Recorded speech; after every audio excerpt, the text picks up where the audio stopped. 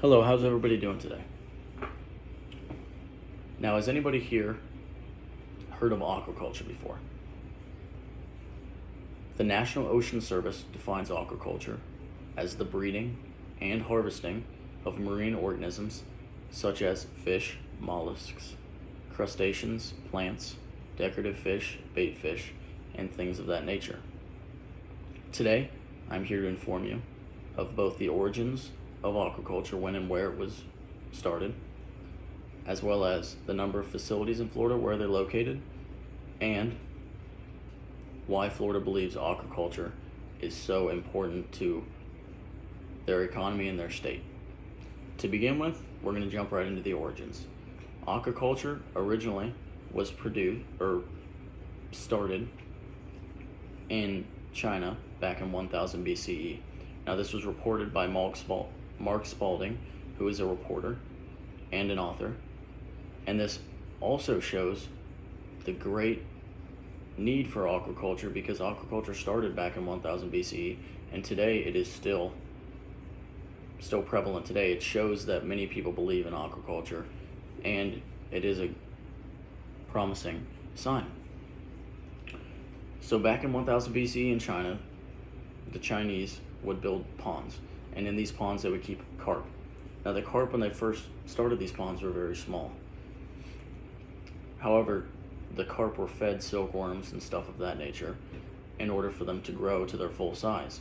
Once the carp were fully grown, then the people that grew the carp, that fed the carp, would go in and they would take the carp that they wanted to harvest, and the rest of the carp would be sold to other families near them. Now, this is a great way for the Chinese back in the day to not only feed themselves, but also make a profit off what they were making. Once all the carp were gone, though, all of them have been harvested, there was also one specific thing that was left that would help out a completely different workforce.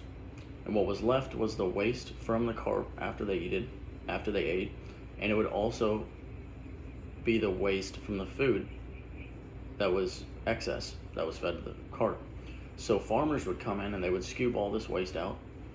And once they scooped the waste out, they would take it back to their crops, and they would use this waste as a fertilizer. So not only were the Chinese able to support themselves by eating fish, but they were also able to support themselves through crops by fertilizing the crops with the waste from the fish. Secondly, the Romans were the first Europeans to start aquaculture. Now, the Romans, instead of building ponds, they would go out in large bodies of water and they would build big rock circles.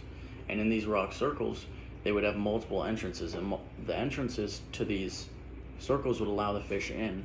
But once the fish were inside of these rock circles, they could not get back out. They were trapped. But the rocks would still allow fresh water to come in and keep the fish very healthy. Now, the Romans originally had done this because they believed that they should vary their diet and they should not eat the same thing over and over again. So by doing this, they were allowing fish, crustaceans, mollusks, plants, algae, stuff like that to grow inside of these, and they were allowing themselves to go out every night and pick something specifically different to eat. Now, this was great for varying their diet, but it also helped them because the waste that were at the bottom of these tanks that had settled, even though there was fresh water coming in, the waste had still settled, would allow them to use this waste for crops and fertilizing, just as the Chinese did. Now, the Centers of Epidemiology and Animal Health released a report about the origins of the U.S. beginning its aquaculture, delving into aquaculture. The U.S. reportedly had started actual facilities back in 1920. However, in 1992, it was reported that $724 million worth of aquaculture products had been sold. Now, that's a far cry from in 2018, a report saying that the U.S. had sold nearly $1.5 billion in aquaculture products. However, it shows the steady increase in the U.S.'s production and also the need across the world for seafood and stuff like that. Now, these sales do incorporate nearly 1,500 different species, ranging from fish, crustaceans, mollusks, plants, decorative fish, bait fish, amphibians, and stuff like that. But it shows Florida's growth in this specific aspect.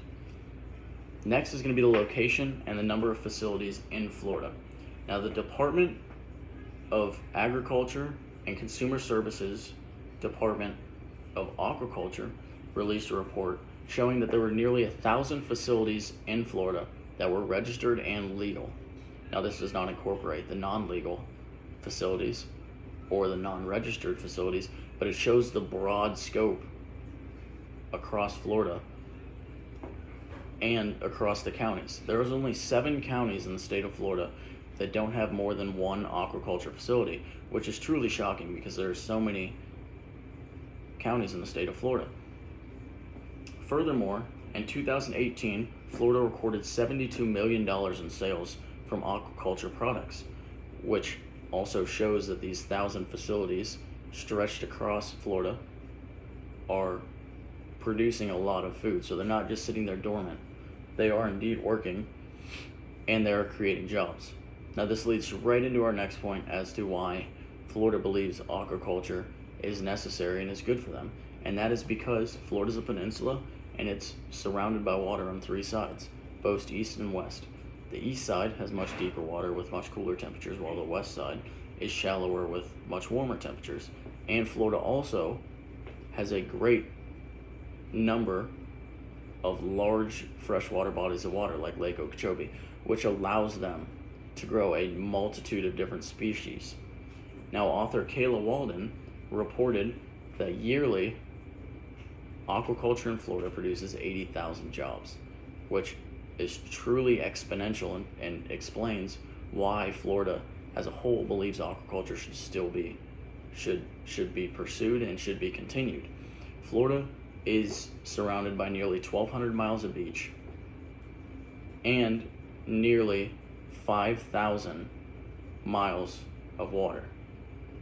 So the expanse of water and the expanse of networks that aquaculture facilities can use shows why aquaculture is so prevalent, number one, in Florida, and why Florida also believes it should be, why it's needed. The 80,000 jobs a year help both feed families while also helping others produce an income, which further exemplifies why economically Florida thinks this helps them so drastically. So we talked about the origins of aquaculture and how it stretches back to 1000 BCE in China, where they were growing carp. We talked about the number of facilities in Florida, 1,000 facilities in Florida alone, and only 7 counties do not have an aquaculture facility. And we also talked about why Florida believes aquaculture is so good for them, and that is because of the 80,000 jobs created and the $72 million in sales Florida is able to produce each year. Now, I'm going to leave you with one staggering statement that was given to me by the Aquaculture Alliance, and that states, aquaculture today represents 53% of human seafood consumption. Wow. Thank you, guys.